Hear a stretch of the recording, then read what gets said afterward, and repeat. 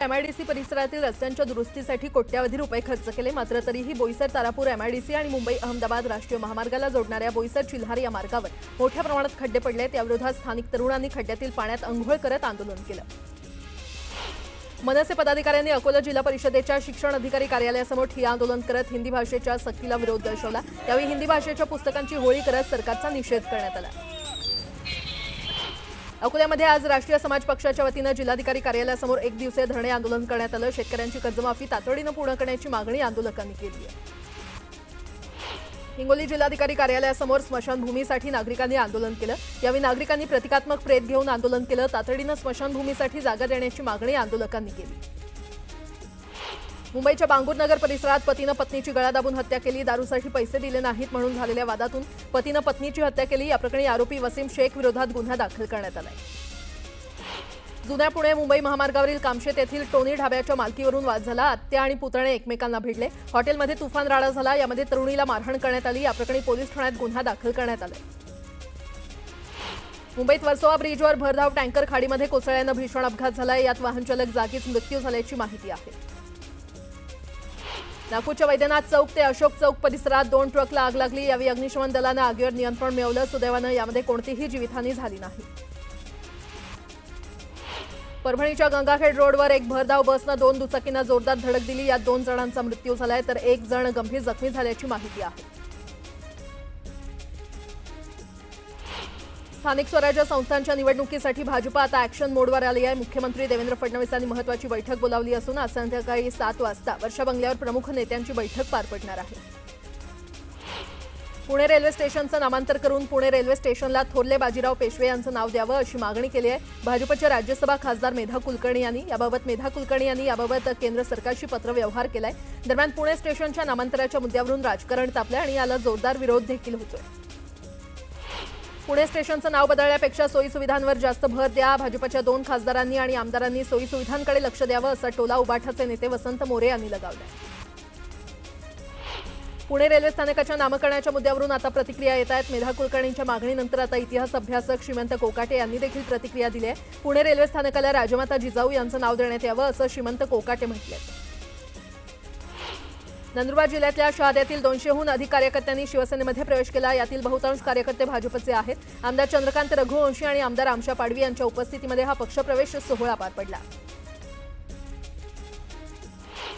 ठाण्यातील पदाधिकाऱ्यांनी आगामी महापालिका निवडणुकीच्या पार्श्वभूमीवर शरदचंद्र पवार पक्षामध्ये प्रवेश केलाय। पाचपाखाडी इथल्या मध्यवर्ती कार्यालयामध्ये जितेंद्र आव्हाड यांच्या उपस्थितीमध्ये हा पक्षप्रवेश सोहळा पार पडला। धुळ्यात काँग्रेसला भाजप पुन्हा मोठा धक्का देण्याच्या तयारीत आहे। काँग्रेसचे माजी आमदार कुणाल पाटील यांनी रवींद्र चव्हाण यांची भेट घेतली। दरम्यान कुणाल पाटील भाजपमध्ये प्रवेश करणार असल्याची जोरदार चर्चा आहे। SC/ST विभागाचा निधी लाडक्या बहिणींच्या योजनेकडे वळवल्याचा आरोप सुजात आंबेडकर यांनी केलाय, तर लाडक्या बहिणींच्या योजनेला विरोध नसल्याचंही ते म्हटले।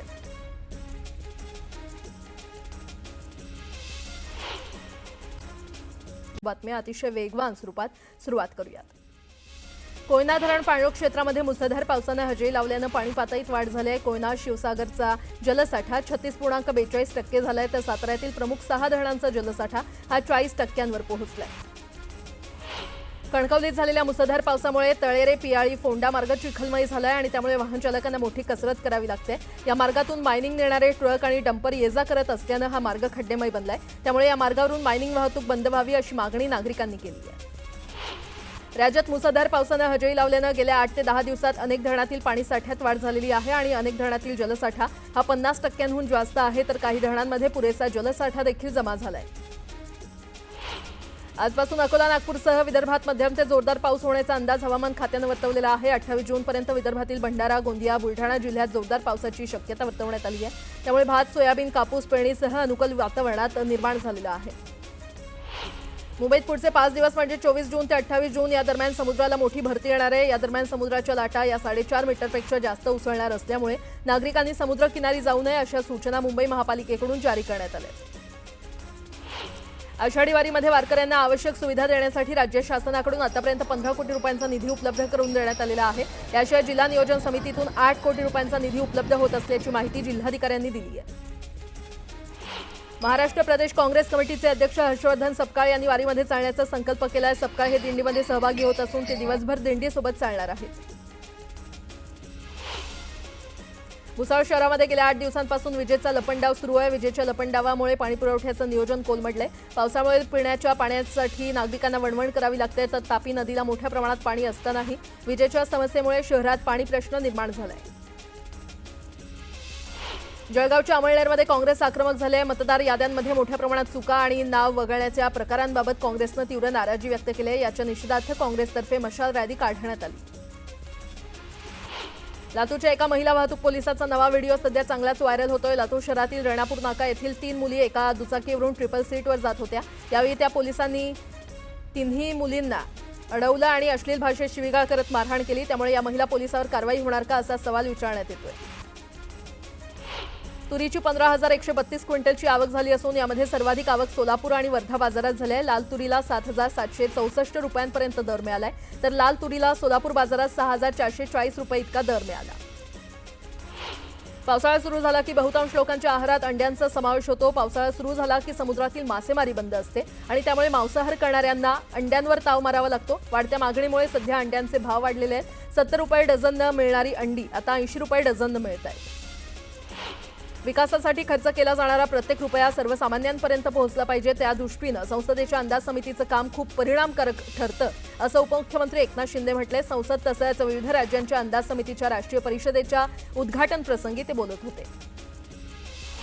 भारतीय रेल्वे खात्यानं मोठा निर्णय घेत 19 जून 2025 पासून बंगळुरूहून थेट ऋषिकेशपर्यंतची ट्रेन सेवा सुरू केली असून ही ट्रेन महाराष्ट्रातून देखील जाणार आहे. ही बंगळुरू ऋषिकेश ट्रेन नागपूरला स्टॉप घेणार आहे. नागपूरकरांना उत्तरेकडील धार्मिक पर्यटन स्थळापर्यंत आता सहज प्रवास करता येणार आहे. पुणे रेल्वे स्टेशनच्या नामांतराची आता चर्चा सुरू झालेली आहे. यासाठी 4 विविध नावं पुढे आली असून विविध राजकीय गटांकडून ही नावं पुढे आणण्यात आली आहेत. यामध्ये पुण्यातील राज्यसभा खासदार मेधा कुलकर्णी यांनी यासाठी श्रीमंत थोरले बाजीराव पेशवे यांचं नाव सुचवलंय, तर स्टेशनला महात्मा ज्योतिबा फुले यांचं नाव देण्याची मागणी संभाजी ब्रिगेडनं केली आहे. पुणे महानगरपालिकेच्या कारभारात पारदर्शकता वाढवणं आवश्यक आहे. कामकाजाची जुनाट पद्धत बदलून अद्ययावत होणं, क्षेत्रीय कार्यालयांची कार्यक्षमता वाढवणं आवश्यक आहे. यासाठी स्वतंत्र नियंत्रण कक्ष स्थापन करून काम करणार असल्याचं आयुक्त नवल किशोर राम यांनी सांगितलं. महाराष्ट्र राज्य माध्यमिक आणि उच्च माध्यमिक शिक्षण मंडळातर्फे 10वी आणि 12वीची पुरवणी परीक्षा आजपासून सुरू झाली आहे. यात 10वीच्या 34,562 तर 12वीचे 68,098 विद्यार्थ्यांची नोंदणी आहे. दरवर्षी जुलै ऑगस्टमध्ये होणारी ही पुरवणी परीक्षा यंदा जूनमध्ये सुरू होणार आहे. विधानसभा निवडणुकीच्या मतदानात घोळ झाल्याचा दावा प्रकाश आंबेडकर यांनी केला होता. या संदर्भात उच्च न्यायालयामध्ये दाखल झालेल्या याचिकेवर सुनावणी पार पडली असून याबाबत 25 जूनला निकाल जाहीर करणार असल्याचं हायकोर्टानं स्पष्ट केलंय. ठाकरे गटाला मोठं खिंडार पडत असून शेकडो पदाधिकारी कार्यकर्ते शिवसेना, शिंदे गट आणि भाजपमध्ये प्रवेश करतायत. महादेव बाबर राष्ट्रवादी काँग्रेसमध्ये प्रवेश करणार आहेत. उपमुख्यमंत्री अजित पवार यावेळी उपस्थित राहणार असून पुण्याची ताकद अजून वाढणार आहे. मुंबई अजूनही रेल्वे अपघाताचं सत्र तिथे सुरूच आहे. गेल्या 22 वर्षात विविध कारणांमुळे 72,000हून अधिक लोकांचा रेल्वे अपघातात मृत्यू झाला असून त्यातील हजारो बळींची ओळख पटली नसल्याची माहिती समोर आली आहे. शहापूर तालुक्याच्या ग्रामपंचायत नडगावमधील चाफेवाडी इथे रस्ता नसल्यानं महिलेला प्रसूतीसाठी डोली करून अँब्युलन्सपर्यंत घेऊन जावं लागलं. वेळीच उपचार न मिळाल्या कारणानं या महिलेला आकडी आली आणि त्यानंतर या महिलेला ठाण्याच्या सिव्हिल रुग्णालयामध्ये पाठवण्यात आलं. फळ पीक विमा काढण्याची मुदत 30 जूनपर्यंत वाढवण्यात आली आणि त्यामुळे फळ उत्पादक शेतकऱ्यांना दिलासा मिळालाय. मुदत वाढवल्यामुळे पेरू आणि लिंबू उत्पादकांना योजनेमध्ये सहभागी होता येणार आहे. परभणीमध्ये पावसाअभावी फळबागा सुकू लागलेल्या आहेत आणि त्यामुळे फळांच्या उत्पन्नात घट होणार असून शेतकरी आर्थिक संकटात सापडलाय. वाशिमच्या काटा, कोंडाळा आणि चिखलीसह काही भागात पावसानंतर शेतकऱ्यांनी पेरणी केली होती. मात्र गेल्या 15 दिवसांपासून पावसानं दडी मारल्यामुळे 40%च पेरणी उगवली आणि त्यामुळे आता शेतकऱ्यांवर दुबार पेरणीचं संकट उभं ठाकलंय. नांदेड जिल्ह्यामध्ये गेल्या अनेक भागात पाऊस न आल्यानं पेरण्या रखडलेल्या आहेत. दुबार पेरणीच्या संकटाची शक्यता असल्यानं शेतकऱ्यांची चिंता वाढलेली आहे. नांदेड जिल्ह्यामध्ये 8 लाख हेक्टरवर खरीपाची पेरणी झाली आहे. जालना जिल्ह्यातल्या मंठा तालुक्यातील 41 ग्रामपंचायतीच्या ग्रामसेवकांनी मुख्यालयात राहण्याचा खोटा ठराव घेतल्याचा प्रकार समोर आलाय. दरम्यान संबंधित सर्व ग्रामसेवकांवर फौजदारी गुन्हा दाखल करण्याची मागणी संभाजी ब्रिगेडनं केली आहे.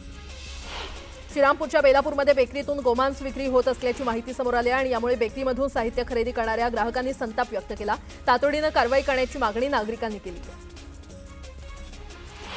गोंदियाच्या आमगाव देवरी मार्गावरील अंजोला गावात वाघाचा वावर आढळलाय. यावेळी टवाळखोरांनी वाघाला दगड मारलेत. दगड मारल्यानं वाघ टवाळखोरांच्या मागे धावला. या घटनेचा व्हिडिओ जोरदार व्हायरल झालाय. दरम्यान टवाळखोरांवर कारवाई करण्याची मागणी नागरिकांनी केली आहे.